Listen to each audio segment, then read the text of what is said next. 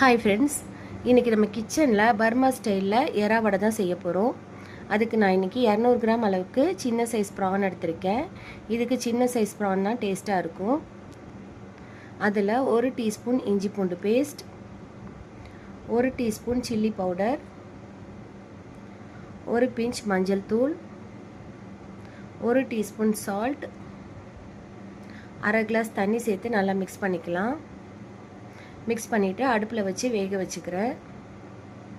இதிலேருந்து தண்ணி ரிலீஸ் ஆகி வந்தால் போதும், ஆஃப் பண்ணிடலாம்.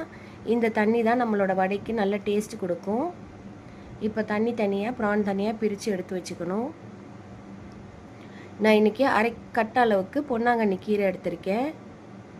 ஒரே டீஸ்பூனில் தான் எல்லா மாவும் அளந்து போடணும். 2 டேபிள் ஸ்பூன் அளவுக்கு மைதா, 2 டேபிள் ஸ்பூன் அரிசி மாவு, 2 டேபிள் ஸ்பூன் கடலை மாவு, 1 வெங்காயம் நீல வாக்கில் கட் பண்ணி சேர்த்துக்கிறேன், கொஞ்சமாக மல்லி இலை, 2 பச்சை மிளகாவை குட்டி குட்டியாக கட் பண்ணி சேர்த்துக்கலாம், 1 teaspoon salt, 1 pinch baking soda. இது எல்லாத்தையும் சேர்த்து நல்லா மிக்ஸ் பண்ணிக்கலாம். மிக்ஸ் பண்ணிவிட்டு ப்ரான் வேக வச்ச தண்ணியை கொஞ்சமாக சேர்த்து மிக்ஸ் பண்ணி பார்க்குறேன். மாவு பத்தாத மாதிரி இருக்குது, அதனால் இன்னும் 1.5 டேபிள் ஸ்பூன் அளவுக்கு மைதா, 1.5 டேபிள் ஸ்பூன் அளவுக்கு அரிசி மாவு, கடலை மாவு இது எல்லாத்தையும் சேர்த்து உப்பும் சேர்த்து நல்லா மிக்ஸ் பண்ணிக்கிறேன். கிறிஸ்பியாக வரதுக்காக ஃபைனலாக 2 டேபிள் ஸ்பூன் அரிசி மாவும் சேர்த்துக்கலாம். இப்போ மீதி இருக்கிற ப்ரான் வேக வச்ச தண்ணியை சேர்த்து மிக்ஸ் பண்ணி கெட்டியான பதத்துக்கு ரெடி பண்ணிக்கணும்.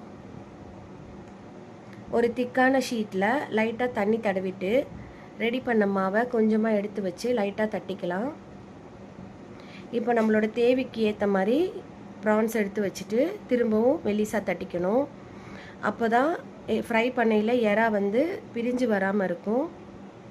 இப்போ நல்லா தட்டிட்டு சூடான எண்ணெயில் சேர்த்துடலாம். ரொம்ப தண்ணியாக இருந்துச்சுன்னா எடுக்க வராது. இந்த வடை நல்ல கோல்டன் கலர் வரணும், ஆனால் கீரை கருகாமல் இருக்கணும். கீரை கருகிருச்சுன்னா கசப்பு வந்துடும்.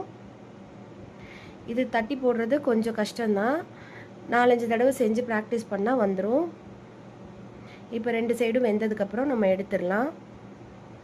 நல்ல கிறிஸ்பியான ப்ரான் வடை ரெடி ஆயிடுச்சு. சாப்பிட்டு என்ஜாய் பண்ணலாம்.